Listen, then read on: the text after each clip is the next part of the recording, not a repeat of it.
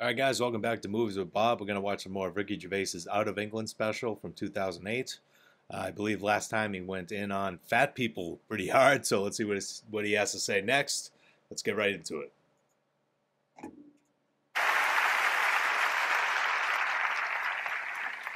I'm a bit overweight myself, but I never worried about it before I was famous. And I'm not vain now. It's that you read about yourself, and the papers, they need an adjective. They can't just say, Ricky Gervais, comedian. They say things like, Ricky Gervais, tubby comedian. What? Why say that? Why? They do Why that. bring that into it? It's like, you can't get more specific than your entire name. That's a fair point. You know what I mean? Who's going, Ricky Gervais? What does he do? Comedian. Ricky Gervais, comedian. Fat bloke. Oh, I know, yeah. One paper called me rotund comic. I'm not rotund, am I? There was a picture in the two English papers this weekend, okay? A paparazzi got me in Los Angeles, and I was just sort of standing like that, and it was in the Daily Mail and the News of the World, and they put a question underneath it, is Ricky pregnant? Damn. I've been referred to as a chubby funster. That's like a gay porn name, isn't it? Oh, here comes the chubby funster. I was jogging once, right, with my iPod on. Yeah, looking good, right? Paparazzi got me. Full page in the paper the next day with a headline, iPodge. Cheeky bastards. Anyway, where was I? Oh, yeah, all the charity work I do. I don't want to really talk about it, but I do. One of the first big charities I got involved with years ago was when I worked at the University of London, was the Terence Higgins Trust, which is the big AIDS charity in Britain. And it was sort of mid to late 80s, so people were still like, oh, what's this new thing called AIDS? What's this? Oh, it's gone from strength to strength now. It's doing very well. It's gone global. But got its own day and everything. 1st of December, World AIDS Day. I don't think it'll ever take off like Christmas, because it's got a wrong vibe about it. And the card companies have missed a trick. They're usually straight in for anything, aren't they? You cannot get, sorry, you got AIDS cards. They don't exist. Or one that plays a little tune to cheer someone up, a little relevant tune. I don't know what a relevant tune would be, but I'm a 9-stone cowboy. It doesn't matter. But I won't do this in San Francisco. Because you had a bad gay. Oh, shut up. Shut up. No, but I learned a fascinating fact when working for the Terence Higgins Trust. People always learn stuff from my lectures. This is absolutely true. The first HIV virus was actually a combination of two separate viruses that joined in rhesus monkeys and made this rudimentary form of AIDS. And this was passed to chimpanzees. Sometimes chimps will get a bloodlust and eat a rhesus monkey, and it sort of evolved and mutated in chimps. And because we're 98.6% genetically identical to a chimpanzee, it was able to be passed to humans. And the first human contracted AIDS when he was chopping up chimp meat and he cut his finger, although that's the excuse I'd have given as well. You'd have to come up with something when you go on to the doctor and you go, I feel terrible, doc. And he goes, well, I'm not surprised. You're the first human to contract AIDS. How would I got that? 2 ways. One, you were fucking a chimp up the arse. Oh, man. Me? Fucking a chimp up the arse.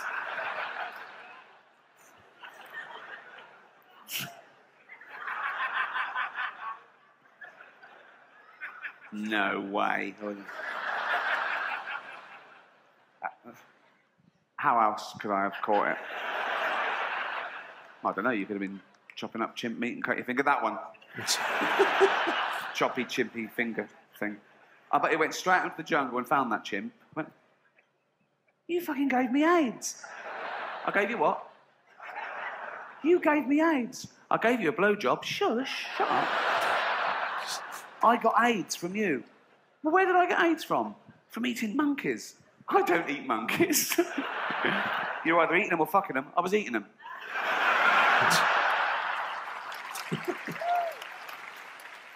But the greatest thing I learned when working for that AIDS charity was that this is the best leaflet in the world. Okay? This is a real flyer that came round, issued by the Terence Higgins Trust. Okay? It came round the university I worked at in about 1989. Okay? And it was aimed at the last demographic of gay men who still weren't taking precautions. They treated HIV like an occupational hazard, and they were militant against the disease, but they wouldn't take precautions. So it's aimed at that last tiny demographic, so it's very hard hitting. The front cover is a bunch of bananas with the word fuck. I don't know why. I don't. What the hell? And it's basically a 10-point plan of health advice to not contract HIV. And this is the title of this flyer. You know it's going to be good when this is the title. Okay? Ready? You know, you don't always have to have anal sex.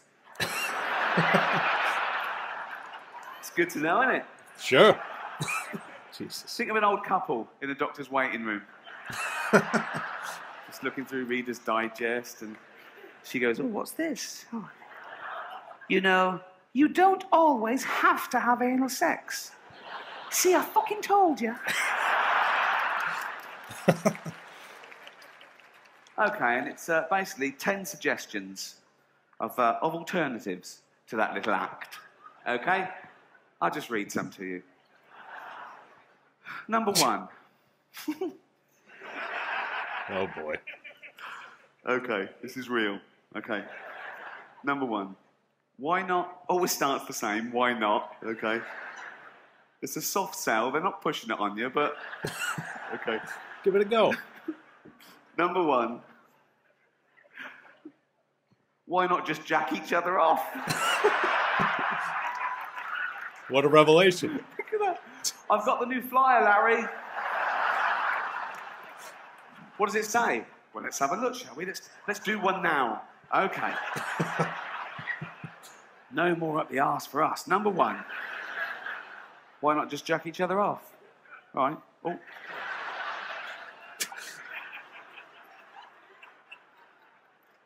Number 2. Always starts the same. Why not? Right. Number 2. Why not just come on his back? It's the casual nature of it. Like it's a recipe. Why not just throw in an onion?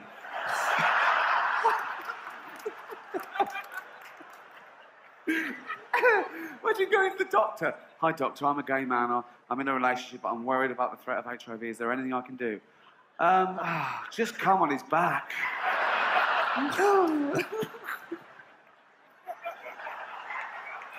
Jesus Christ. The boot away. Oh. Jesus Christ. Number 3. Number 3. Oh, so I used to read this out to everyone I met, and they'd be laughing at number 1 and 2. I'll get number 3, I'd go, ew. Number 3. Why not just come in his hair? Oh, my God. Hair. Not the hair. On the back, sure. On the back, go on.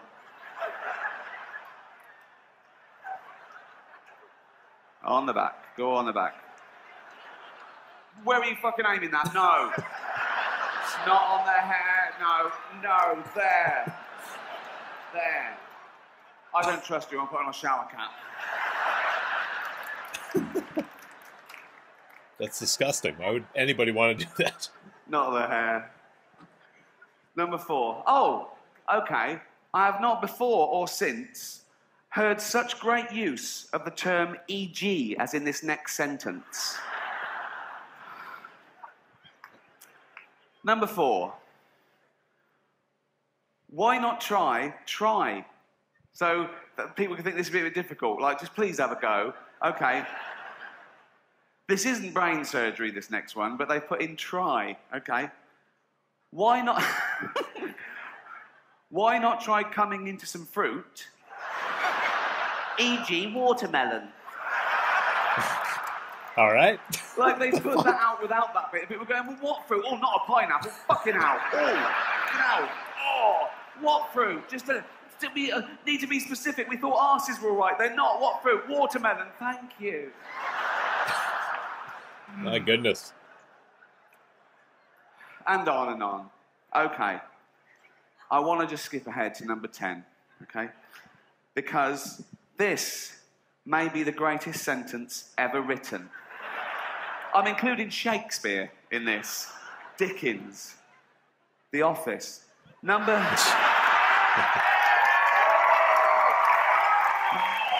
Thank you. Are you ready for this? Number 10, okay? Now, I think the bloke writing these was struggling by now. I think he'd gone into his boss and said, I've done it, I've come up with 9. Boss went, oh, we need 10. Really? Yeah, we need 10. I've got 9. We need 10, really. I'm coming in hair and fruit and everything. I mean, it's...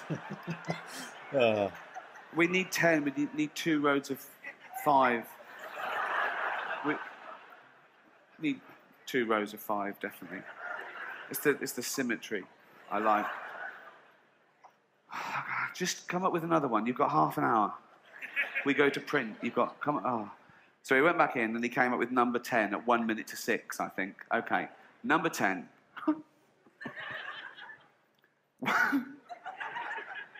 Still with a why not. Okay. Number 10. Absolutely real. Ready?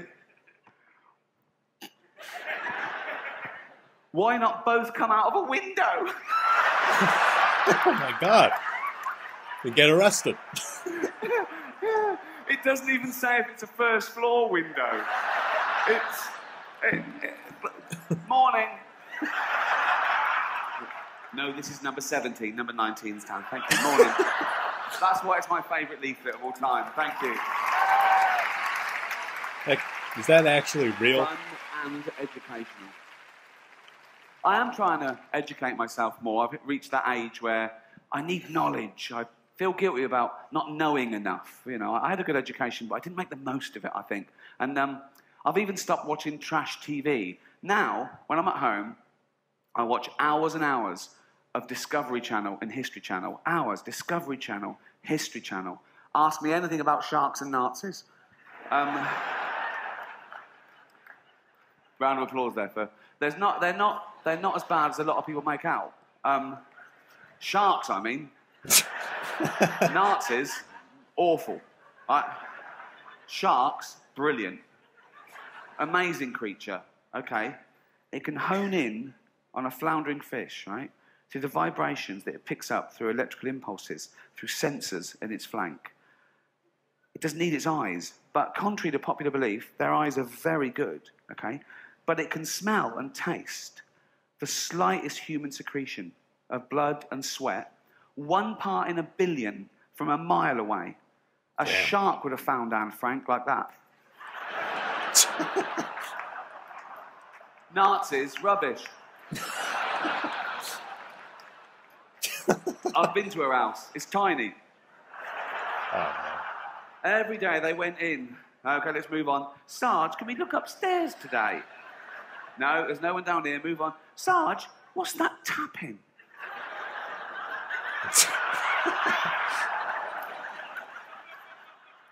She had time to write a book, for Christ's sake. Well, it ends a bit abruptly and no sequel. Lazy. No, but... Not a traditional subject for comedy, the old Holocaust. But I will say something about the Holocaust, and I'm sticking my neck out here, but in my opinion, I blame Adolf Hitler. He was the ringleader. Old Adolf. That name's died out, hasn't it? He killed that dead, didn't he?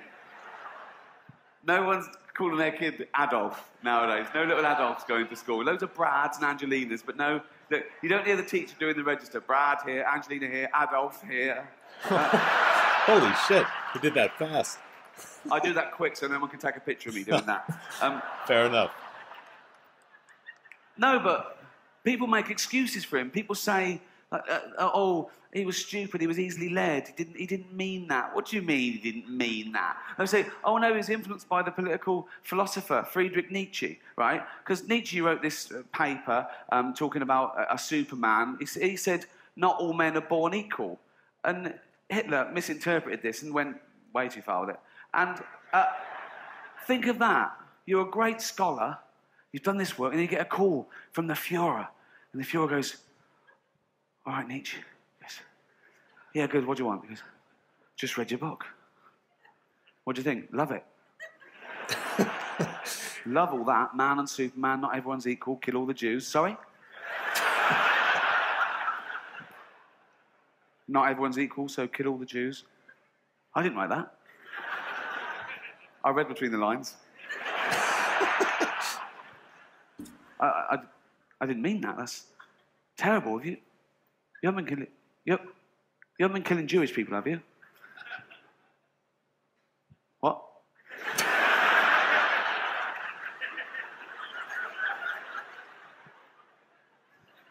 Have you been killing Jewish people? Yeah. Oh, just a little. A few.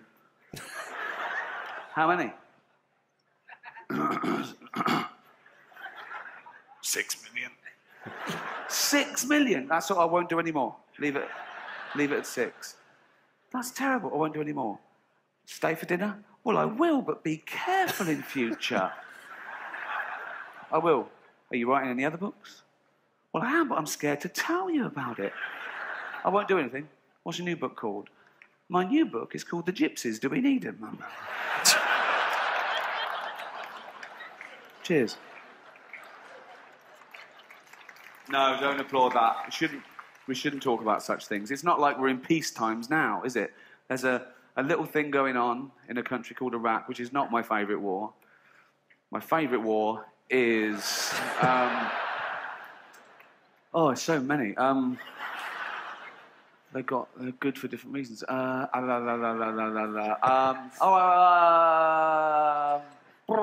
Falklands. That's probably the Falklands, because we won that one. And it was great. It was against Argentina. Yeah, weird. We're going to war with Argentina. All right, okay, fair enough. Yeah. But the reason it's my favourite war is that it was a range war. And what that means is the Argentine guns could fire 9 kilometres. The British guns could fire 17 kilometres. So we just parked our ships 10 kilometres away, and theirs were falling into the sea, and we were shelling the shit out of them. It's the war equivalent of holding a midget at arm's length. And he's flailing, and you're just kicking him in the bollocks like that.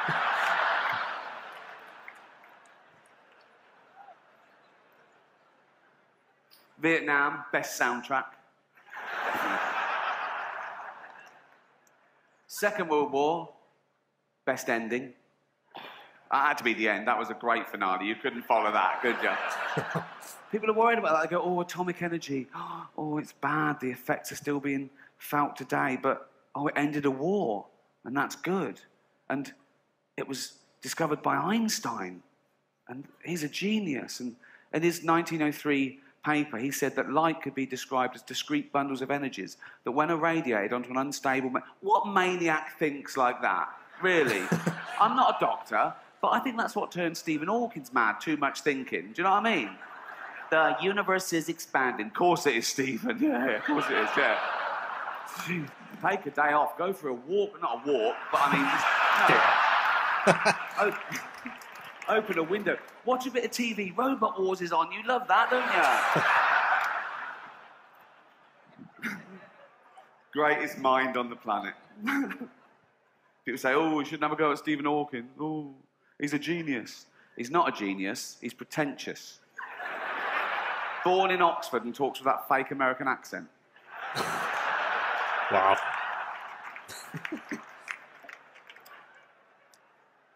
He is actually a hero of mine. Not my greatest hero. My greatest hero is Nelson Mandela. What a man, isn't he? He's an incredible man. Incarcerated for 25 years.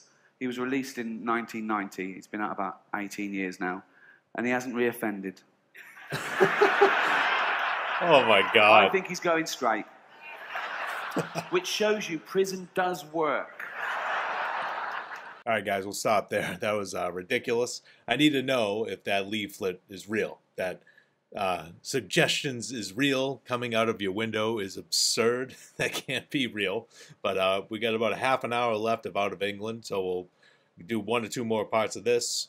And then we got the next episode of An Idiot Abroad coming too. So subscribe if you haven't, and we'll see you guys in the next video.